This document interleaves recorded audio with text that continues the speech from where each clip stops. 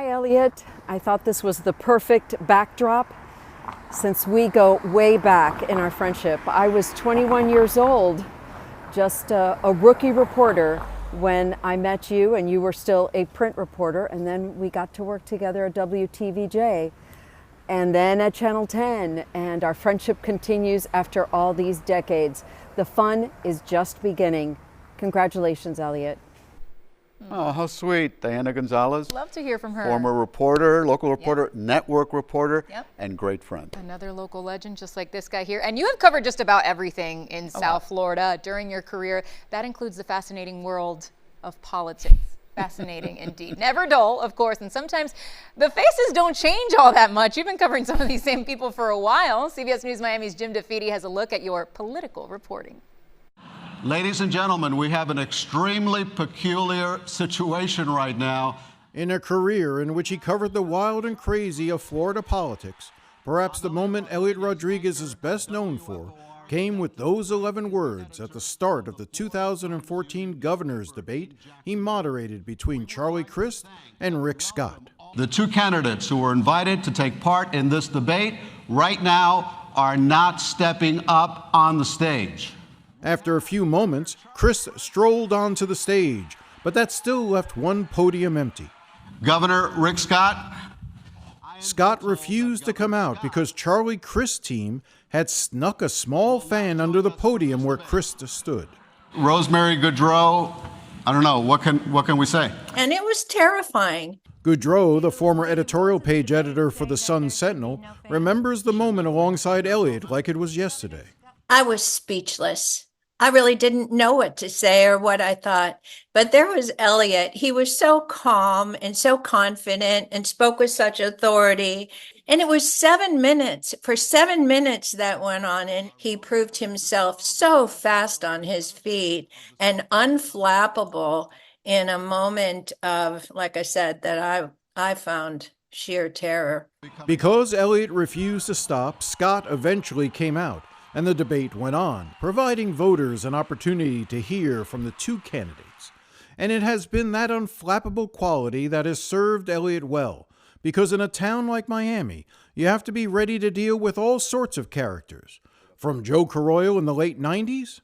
Mayor Carroll, let me begin with you. Yes. Do you believe that bringing in Commissioner Regalado's wife was out of line, and that you do owe Commissioner Regalado an apology for doing this? Eliott, I think that's a really unfair question, because I haven't said anything about Mr. Regalado's wife.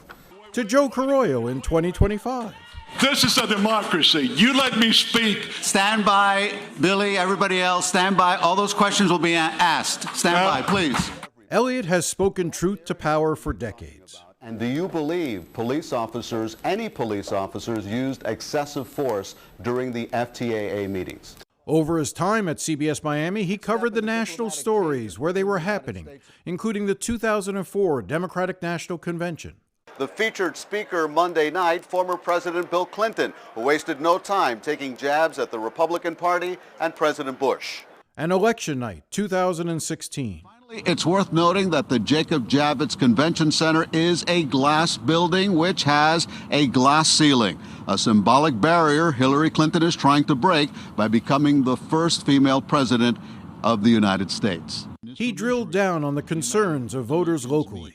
What do you think are the key issues leading up to the elections next year? Do you believe Dreamers are being used as a bargaining chip in these negotiations? And of course, before there was Facing South Florida, there was this. News and Views with Eliott Rodriguez, on the air and on the web. His show was a marketplace for ideas. Hispanic Americans have been an integral part of U.S. culture from the beginning. For 12 years, he hosted News and Views and its predecessor, 4 Sunday Morning, always with an eye to advancing the conversation, a conversation that always sought to make this community better. Wow. And Eliott, you know, when I first came to CBS, you know, you were the role model for me, because you had come from print into television. I came from print into television. And I got to tell you, the proudest moment and the biggest sense of responsibility I had was when I took over your Sunday show and moved it from News and Views into Facing South Florida. And I knew I had one heck of a legacy to stand up to. Well, you took it to another level. And going back to Fangate, you were there that night, and Rosemary Goudreau is being very generous because I was panicking too. What people have to remember is that that debate was on live television. If Rick Scott hadn't come out, we would have gone to Entertainment Tonight reruns. So the key there was just to keep that thing going. And I had tried to forget about it.